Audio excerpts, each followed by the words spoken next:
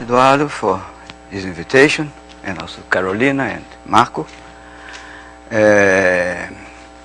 So people say that every talk should have a joke and a proof. So in my case, the joke is the proof. At the end of the talk, you're going to have a proof that there are no proofs in this talk. So what I want to talk about is the asymptotic behavior of the number of rational points on curves over finite fields with respect to the genus. I'm going to use most of the time the language of function fields because it will be easier to explain the concepts. But the curves that I'm going to be considering will be always projective, non-singular, how can I say that? Geometrically reducible, defined over a finite field. So typically, you can have n minus 1 polynomials with coefficient in n variables, with coefficient in a finite field K, and they in general define a curve, C. C will be the set of common solutions with coordinates in the algebraic closure of those polynomial equations. Except that this is the affine picture and may have singularities. So not all curve can be defined this way, but the curves that I'm going to present today, they will be always of this sort. And more than that, they will be recursively given, meaning that those polynomials f1 up to fn minus 1, you're going to see later when I define recursiveness, they are pretty much related to each other. It is essentially the same polynomial with a shift of variables that you're going to see later. And so the curve C is not this one, but C, so the word curve will means projective, non-singular, absolutely reducible, or geometrically reducible, defined over K. And K will be a finite field with Q elements. Q is a power of a prime. P, we always denote the prime. That is the characteristic of the finite field. And the main result of this theory is the so-called Hasse-Weil upper bound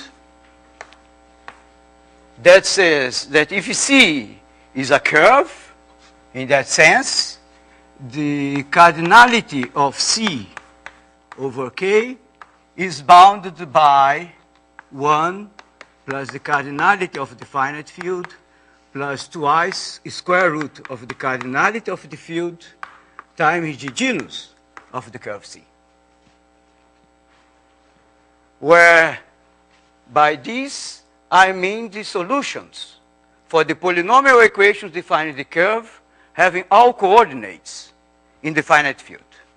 So the curve, the geometric object, are the solutions in the algebraic closure, but this represents the solutions with coordinates in the finite field.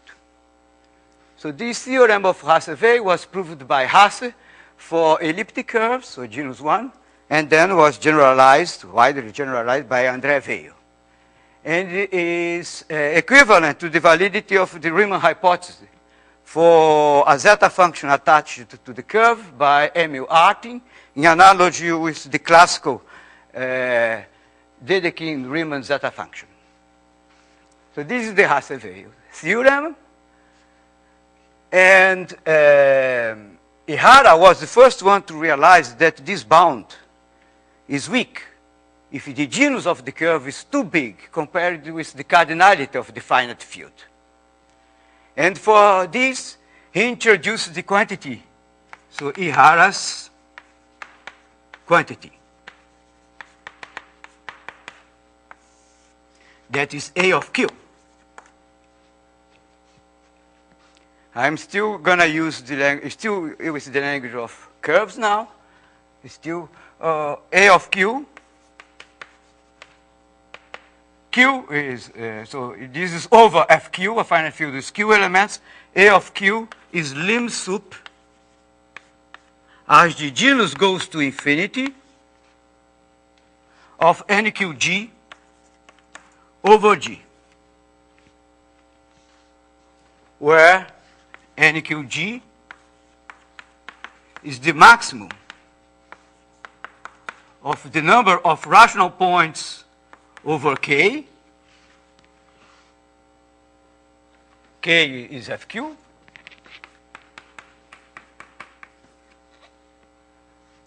Such that C runs over all curves with genus G. Curve meaning projected non-singular and so on. So this is Ihara's quantity. And from Hasselveil, you see that A of Q is less or equal than twice root Q. That follows from here. You let the genus goes to infinity, what you're going to have is twice root Q. Your finite field is fixed. So you have this upper bound from Hasselveil, and what Ihara proved was that A of Q is less or equal. The exact form is more complicated, but I'm going to write it simply like that. So what Ihara notes is, so if I talk about number of points on curves of a finite field divided by the genus, as the genus grows to infinity, he gets a big improvement by putting the 2 to inside. So changing from 2 to 1.4, something like that. And based on Ihara's ideas, where he proved this, Drinfeld-Vladeut improved and showed that A of Q is what is written here. A of Q is less or equal than root Q minus 1. That's Drinfeld-Vladeut, but based on Ihara's result. Okay. So there I used an F. So given a curve, one has a function field, the field of rational functions over K, over the finite field in the curve. So this is function field. So let me change the terminology and work. And actually, the methods are more number theoretic. One has ramification index, different exponents. So what's a function field? A function field is just a finitely generated field extension of the finite field K with transcendence degree 1. Yeah? So that's a finite field. F over a K function field, for short, KFF. F is a K function field, is just a finitely generated field extension of K. K is a finite field with transcendence degree 1. But moreover, that's the meaning of absolutely reducible. I require that K is algebraically closed in F. So a function field has n of F, that is the cardinality of the K rational places of degree 1 in your finite field. So this is the counterpart in the function field language of the rational points on your curve, K rational places, and G is the genus. So in the language of function fields, a Harris quantity. So if your finite field has Q elements, a Harris quantity, AQ, is lim sup as the genus goes to infinity of NQG over G, where it's written over there. I decided to keep the definition here. NQ of G is the maximum of the number of rational places that a function field over FQ of genus G can have. Okay. So in order to deal with the Harris quantity AQ, one has to have infinite sequence of function fields with genus going to infinity. So that's the meaning of a tower. Tower over finite field, K. What's a tower F? Script F. A tower F is just an infinite sequence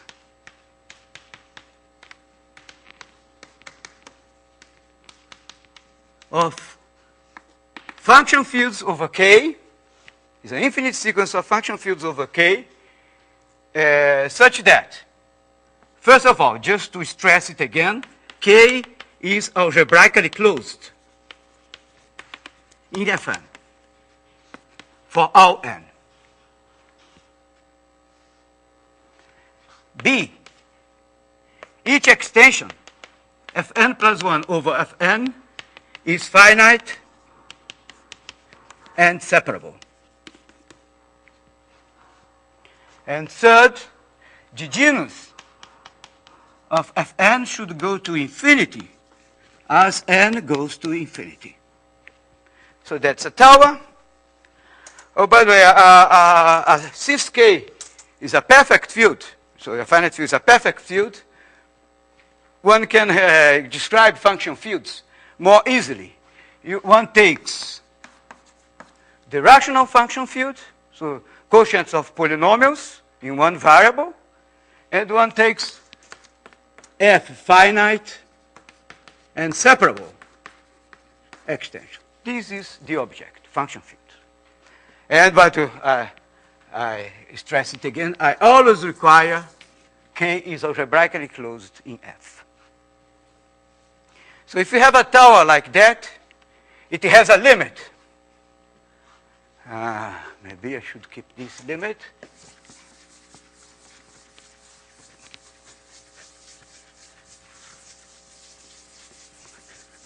Here. The limit of a tower, this limit exists. Is the limit, you don't need to take lim sup because of the inclusion of one in the other. So the limit exists because of this Hurwitz genus formula. Limit of the tower is the limit as n goes to infinity of the number of rational places at the nth level divided by the genus of the nth level. This limit exists. This follows easily from Hurwitz genus formula. And for K equals FQ, one has that the limit of the tower is less or equal than A of Q for any K tower. Tower over K, K tower. For any K tower F. So the idea is to find towers that will give good information on the Harris quantity. Things that we know about the Harris quantity. One, I have already mentioned, Drinfeld-Vladuit. A of Q is less or equal than root Q minus 1. That's Drinfeld-Vladuit based on the Harris idea. Serre, using class field theory, showed that A of Q is bigger or equal than an absolute constant times log Q. In particular, says that A of Q is always positive for n Q, even when Q is a prime. Ihara shows that A of Q squared, so if your finite field has a square cardinality, A of Q squared equals Q minus 1. So I'm going to change notation. Sometimes the finite field will be FQ, sometimes it will be FQ squared, sometimes it will be FQ cubed, to stress what kind of cardinality of the finite field is involved in the tower. So A of Q squared equals Q minus 1. That is the only known exact value for Ihara's constant. One just know this value. When the finite field is of square cardinality, A of Q squared equals Q minus 1. And Ihara, and this was also obtained independently by Schwarzman, Vladut, and Sink.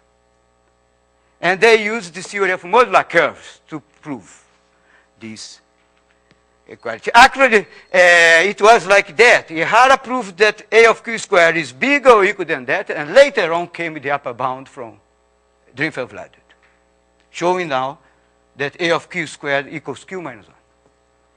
And A of P cubed is bigger or equal than twice P squared minus 1 over P plus 2, where P here is a prime, and that's Sink, via the generation of Shimura modular surfaces. So this is class field, this is modular curves, this is modular surface involved. But P is a prime.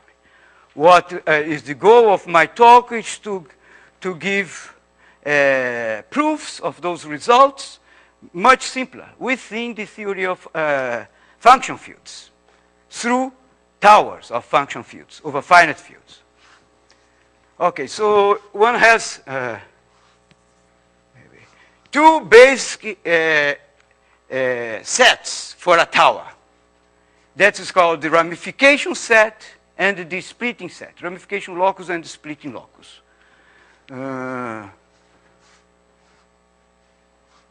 Okay.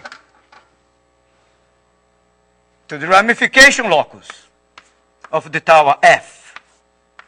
This is the set of P, place of the first field in the tower, such that for some n bigger or equal to 2, and some place Pn, place of Fn above P, we have E of Pn over P bigger than 1. So the ramification locus collects the places of the first field in the tower over which somewhere there is ramification going on in the tower. So this is the ramification locus. And, okay, desired. Later on I'm going to tell you why is this desired. Desired is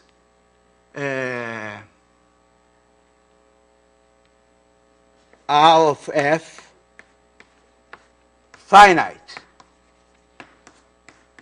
This is not so easy to achieve, since you are talking about infinite number of extensions. So the tower should have all ramification concentrated on a finite set. So this is the ramification locus. And the splitting locus, S of F, splitting locus, are the place of F1,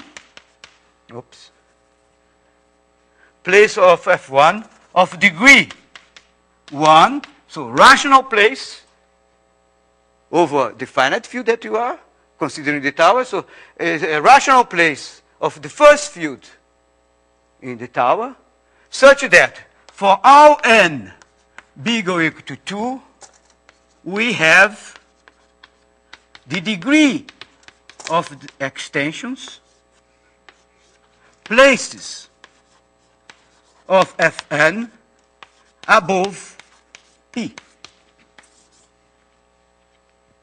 So this is a set of places of the first field that are rational, and for all n bigger or equal to 2, in the extension Fn over F1, one has the degree of the extension places of Fn above P. So those places above P are all rational again.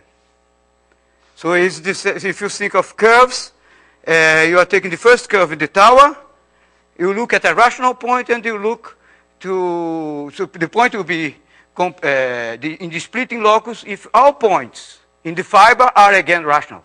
And the number of points in the fiber is the degree of the map of curves.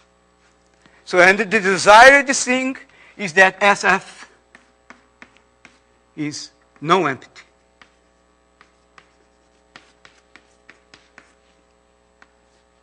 Those are the two desired things. And there is a third one that is boundedness.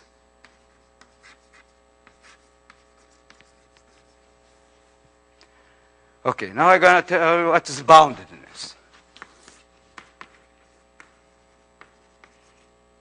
Boundedness.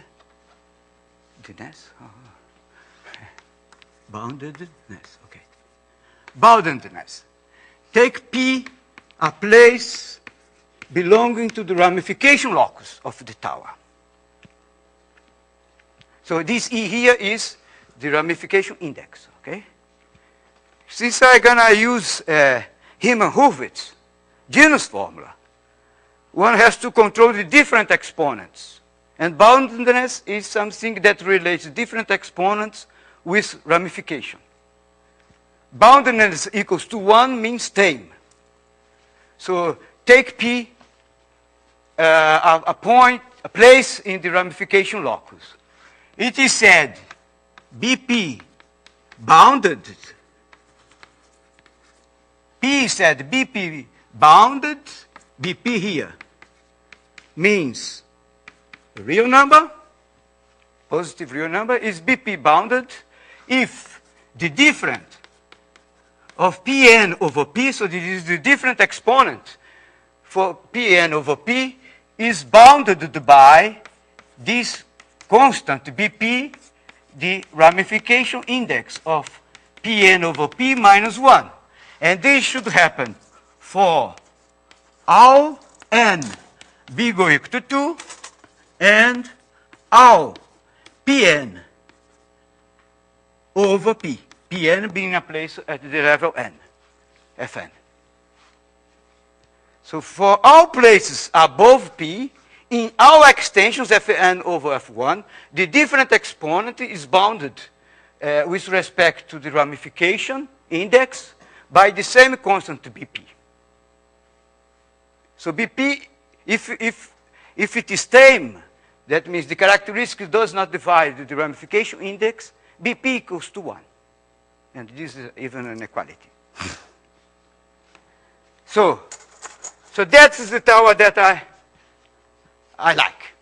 Towers that have finite ramification set, no entity, splitting locus, and it is boundedness. I like it because of this result. Okay.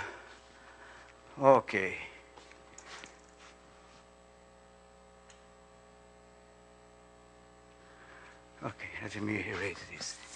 So this theorem, it's a very easy theorem.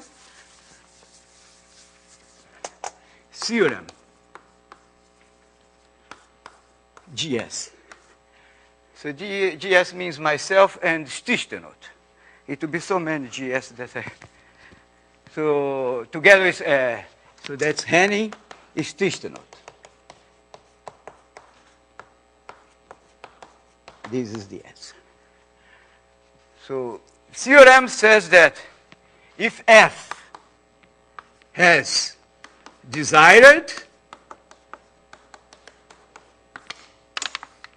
so this means those properties, then the limit of the tower is bounded by the cardinality of the splitting locus divided by -1 plus the genus of the first field plus a half of the sum of BP times dag P for P running on the ramification locus. This is a very simple but very nice observation, very useful observation. This follows from Emmanuel. And this is the result that is below the towers that I'm going to present. But the towers that I'm going to consider are simpler. They are so-called recursive towers.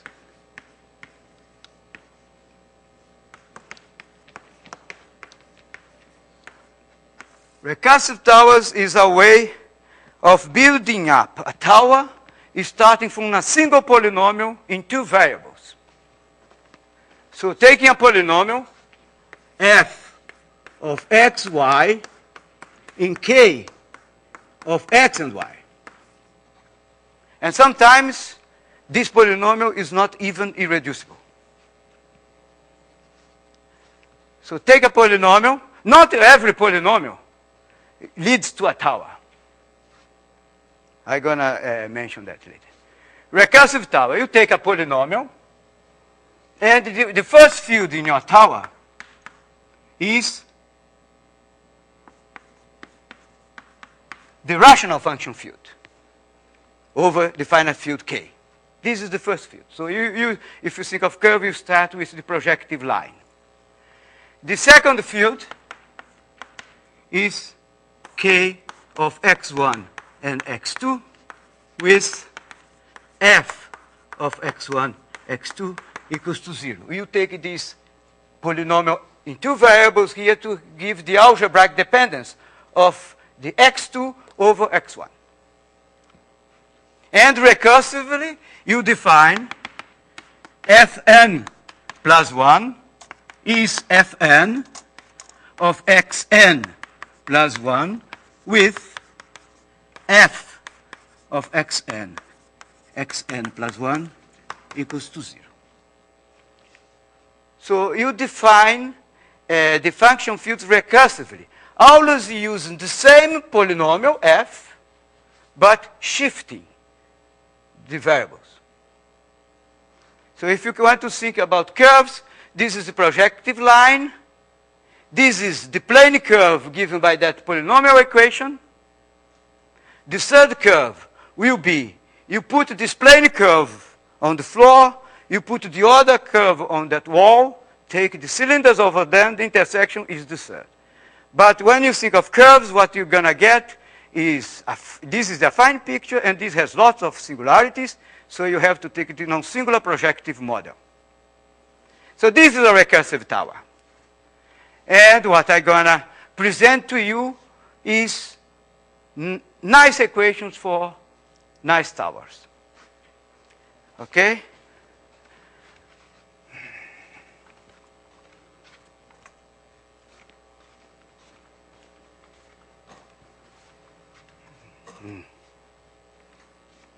This again.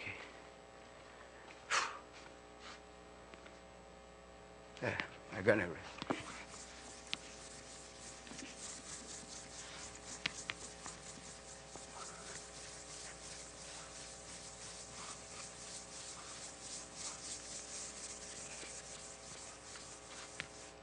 So, tower 1.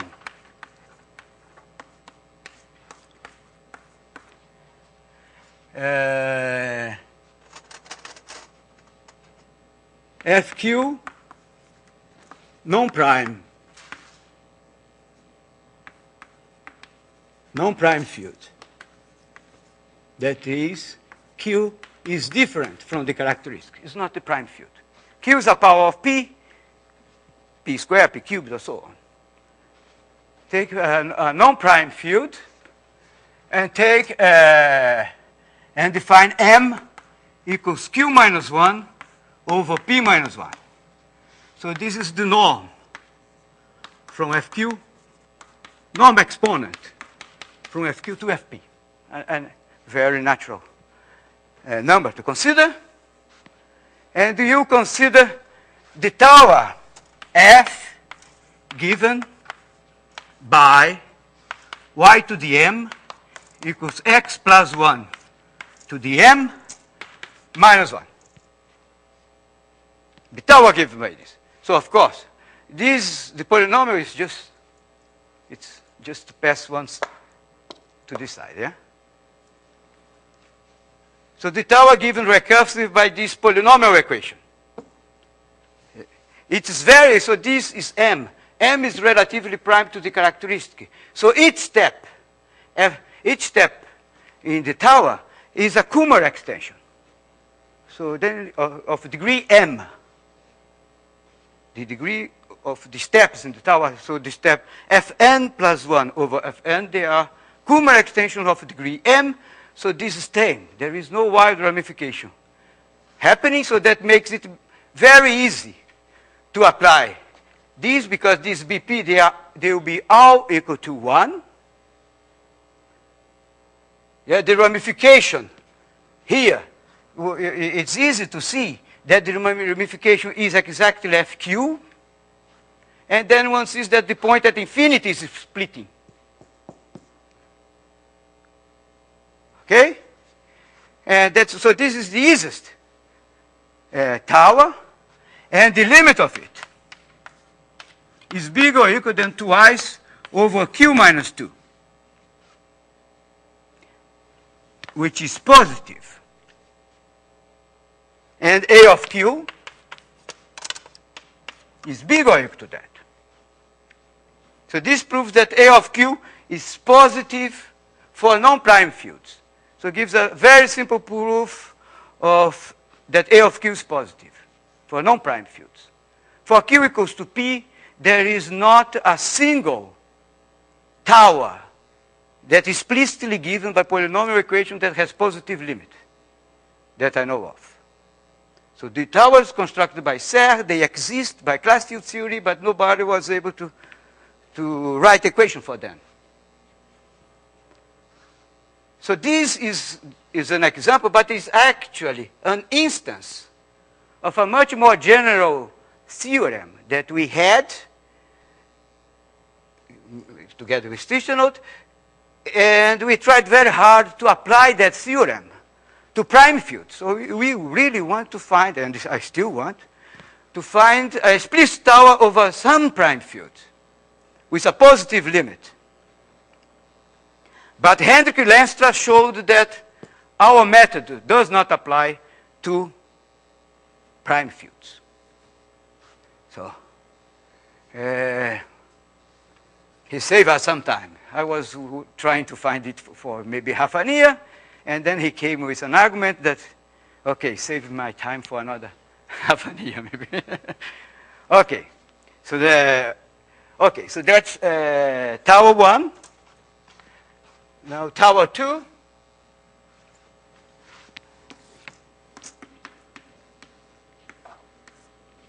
Also GS over FP squared. P a prime over FP squared, and P different from 2 prime. For P different from 2. So the tower is given by y squared equals x squared plus 1 over x.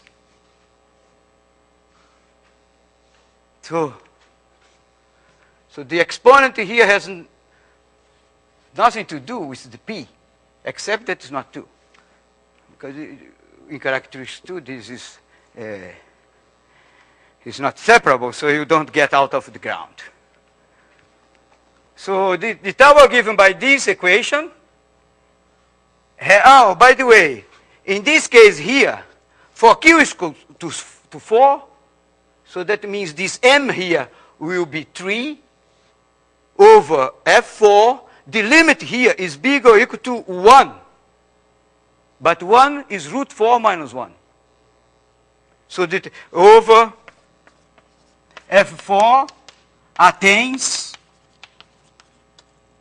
dv, Drinfeld-Vladuc. That's written there. So this tower here has the limit over fq squared, p minus 1. Attaining then also Drinfeld-Vladuc for fields of square cardinality, but a square power of a prime, and the prime not 2. For the prime 2, this one gives also optimal. So the limit is p minus 1. So those two examples are examples where only Tamer ramification occurs.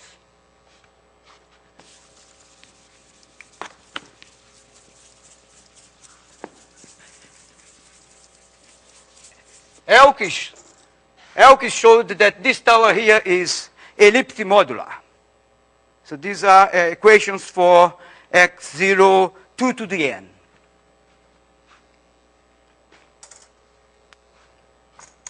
Okay. So tower 3. Tower 3, oh, okay. GS, and this is over fq squared. N prime power q. So with this tower 3, I'm going to get Ihara's result in full generality for any q. So the tower is given by y to the q plus y equals x to the q over 1 plus x to the q minus 1. So you see that this is trace equals norm over trace. Trace means from fq squared to fq. Trace multiplied by x here and here equals norm over trace from fq squared to fq. So this tower has limit q minus 1.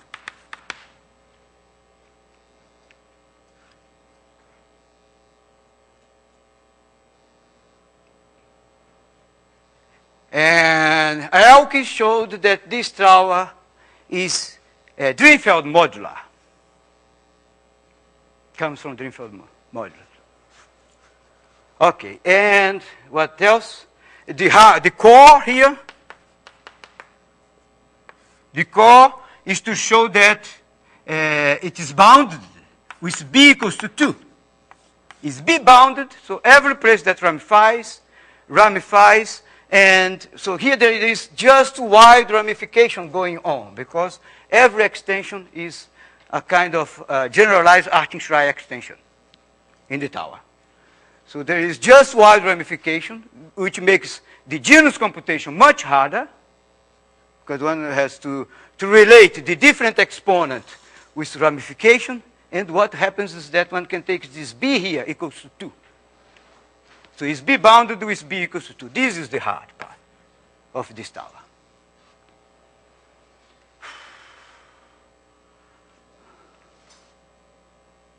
Okay?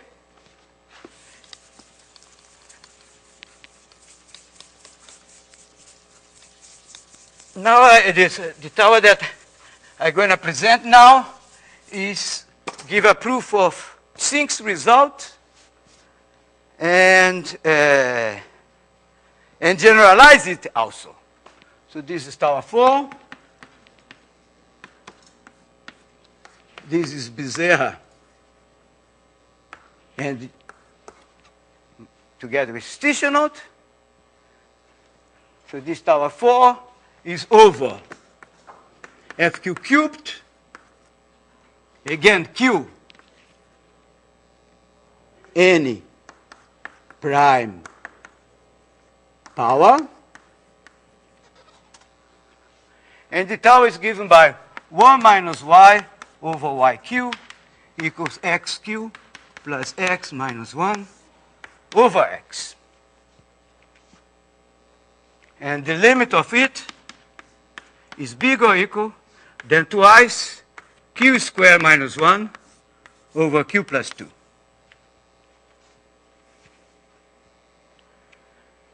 Proving, if one takes q to a prime, This gives a proof of 6 result, but generalize it for n prime power also. And for the particular case of Q equals to 2 is due to van der Vlucht. So they have a tower over the finite field with 8 elements whose limit is 3/2. But that's the easiest case. Because for Q equals to 2, you see the extensions of degree 2, so they are Galois. They are Galois extensions.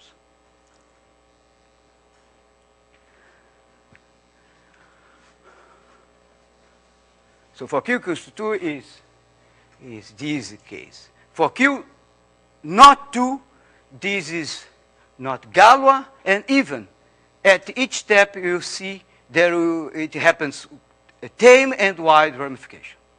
It's much harder the case when Q is not 2.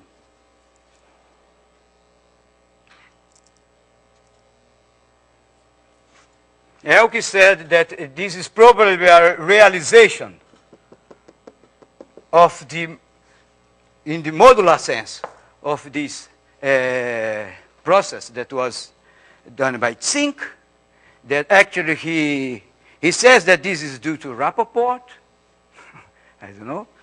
In his paper he said it's due to Rappaport. But nobody did it yet. To relate this tower with the split equation with the tower that one obtains by this generation of Shimura modular surface by Zink. Okay, so now I want to present you some towers that one gets starting from a single polynomial in one variable.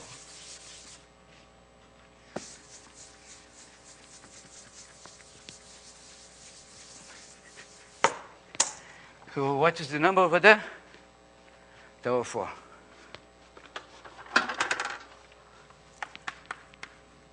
Tower 5. Together with Bezerra.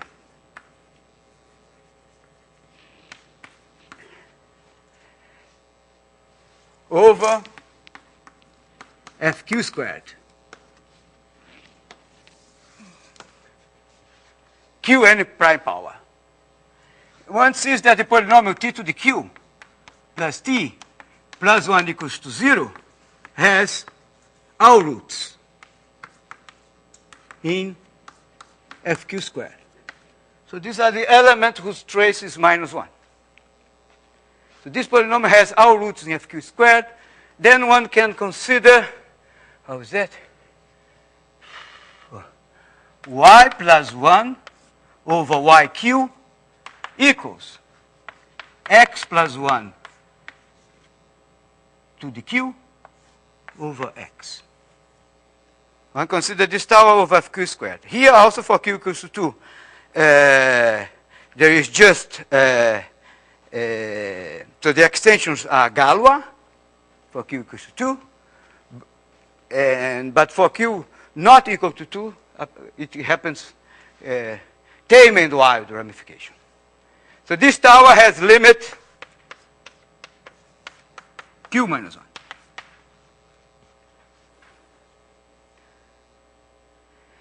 But you see, so it also proves Ihara's, but if the difficulty here is, so the proof here is simpler than the one given here. And the splitting one sees that if x to the q plus x plus 1 is 0, then y to the q plus y plus 1 is also 0.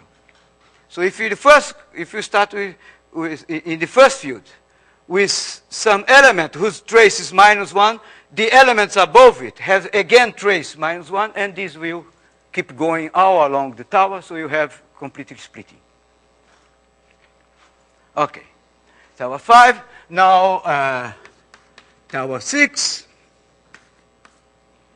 together with Nicolas Caro, is over FQ cubed Actually, the tower that I'm going to write down here was shown by Ihara to be a sub-tower of this tower here. So a tower is a bunch of function fields, one included in the other.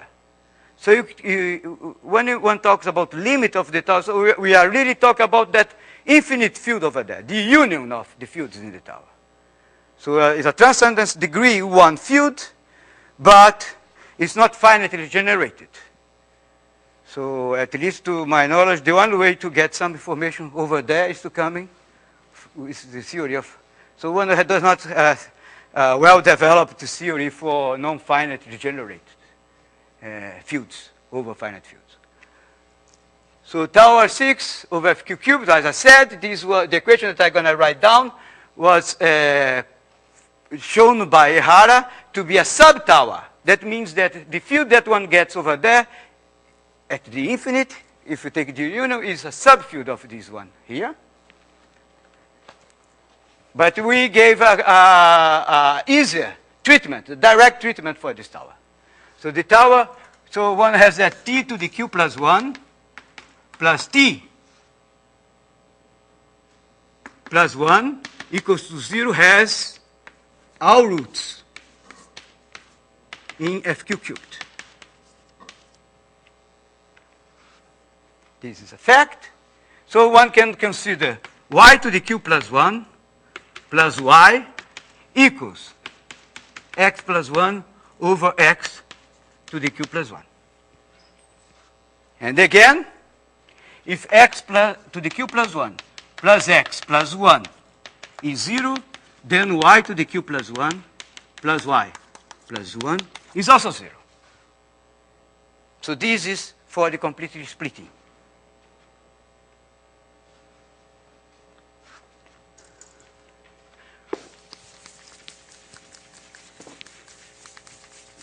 So the amazing thing of this tower, which is a sub-tower of that one, that is very hard to deal with, this has an amazing property, and that is the core.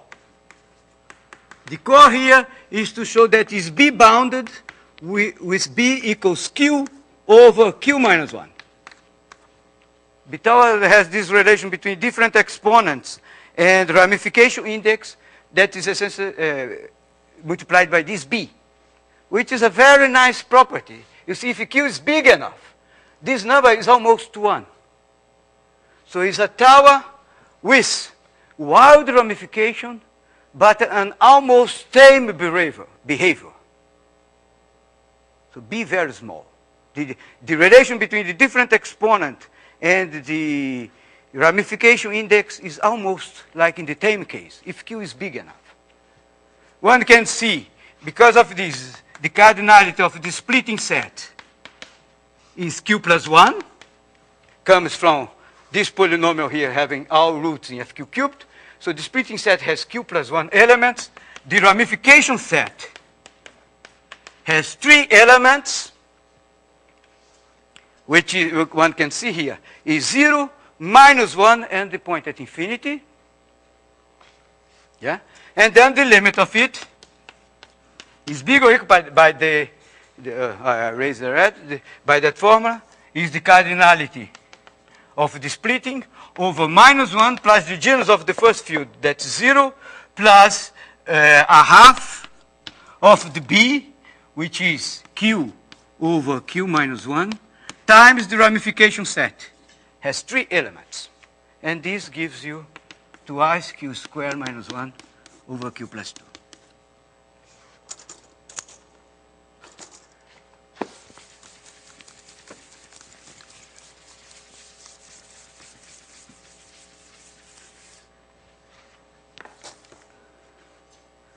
Now tower, there will be 2 more towers, tower 7. Now it's GS again. Again, same idea. For n over fq to the n, one takes the polynomial t to the q to the n minus 1 plus t to the q plus t plus 1 equals to 0. So trace from FQ to the n to FQ equals minus 1. So this has all roots in FQ to the n. And one can consider t to the q, oh, t, y.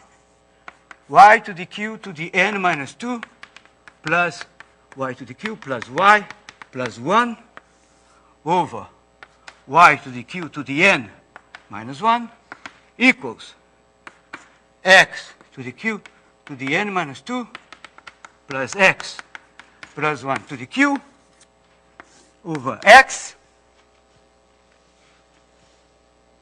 So you see, you take this side, raise it to the power q. Then this goes to there. Yeah? And this does not go to there, but since you are over fq to the n, fq, x to the q to the n is x. So you make a reduction. So that is the idea of considering this. So this tower, we have shown that for q equals to 2 and n equals to 3, the limit is 3/2 for this tower. And we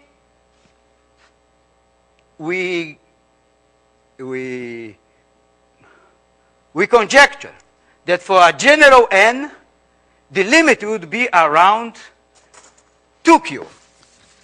And this was proven this week by Bassa-Belen.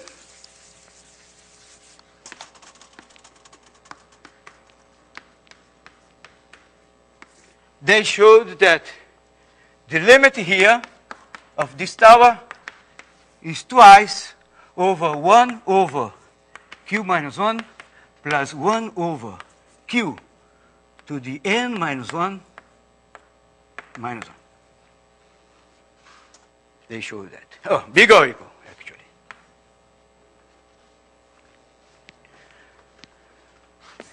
Now is the last tower that has led to a conjecture on the exact value of Ihara's quantity.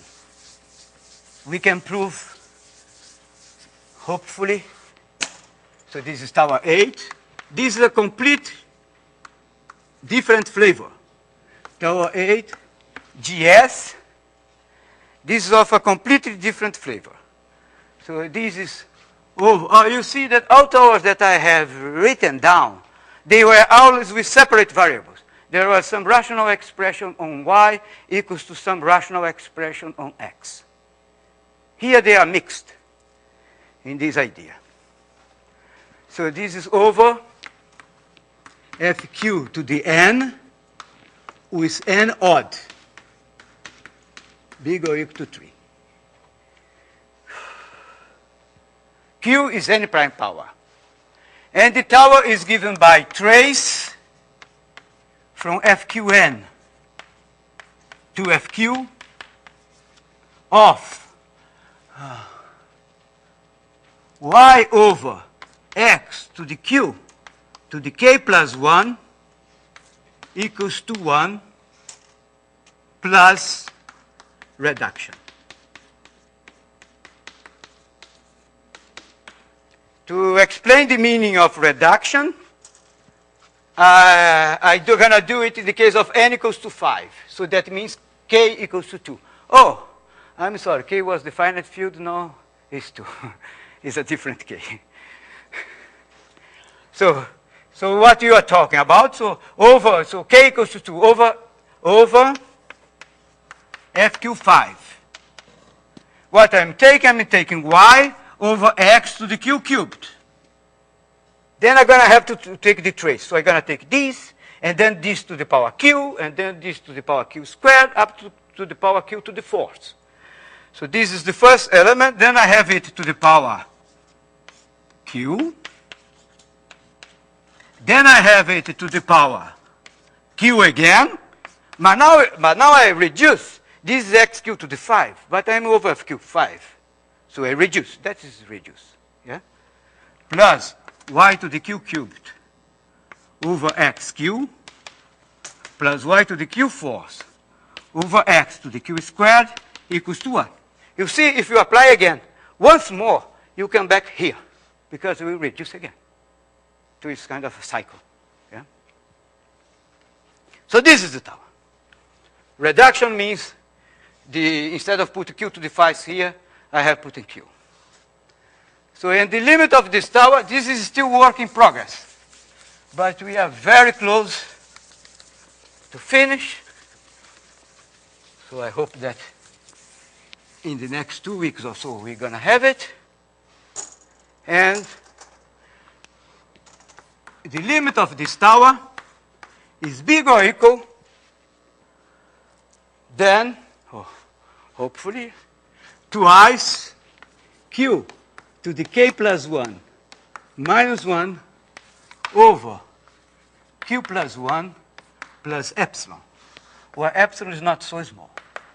Sometimes. Epsilon is Q minus 1 over Q to the K minus 1.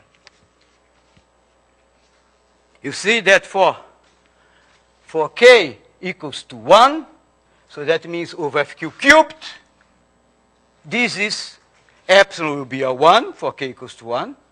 So this is twice Q squared minus 1 over Q plus 2. So this is sinks. Okay? So this is, and now I can write down a conjecture. And what I'm going to write an equality, but what I do have now is an inequality. So this is the conjecture, this is the last. Okay, I'm on time. This is the conjecture. Okay, we know that A of P to the 2K, P is a prime. Okay? A of P to the 2K is P to the K minus 1. That's Ihara's. A of Q squared is Q minus 1. So this we know. And it was, and it is till today, the only situation where one knows the exact value of Ihara's quantity. And the conjecture is that for n equals 2k plus 1, A of Pn should be twice P to the k plus 1 minus 1 over P plus 1 plus epsilon, and epsilon is P minus 1 over P to the k minus 1. So this means that the conjecture says that the value of Ihara's quantity is always a rational number. Of course, it would be much better if that's not true. You can have some real numbers occurring. But that says that we are far away from. And nobody thinks that what we have here in this tower is, it will be this inequality. But since we don't have any other better candidates, I dare to say that this is a conjecture. And let me tell you something. Here I have, so if you have P to the 15, P to the 15, you can think of it as P5 to the cube, or you can think of it as P cube to the 5. In all of these situations, I have here different towers giving limits. Yeah? But the best way to think of it is like that. Because then you get the bigger limit that then says that one should take Q equals to P if one wants to a tower with a very big limit. Another thing that is interesting is that towers with big limit is not always what people look for. When people is working on towers and thinking of applications to cryptography, they want towers that have positive limits for several different extensions of the finite field. And here when one forces too much over one finite field, in particular, usually the limit does not increase if one takes extensions of that finite field. Okay. Thanks.